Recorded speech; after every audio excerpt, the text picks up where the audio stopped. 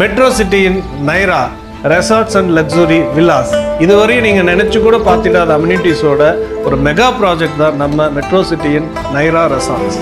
இது எடுக்கும்போது கொஞ்சம் சன்லாம் ரைஸ் ஆயிருச்சு.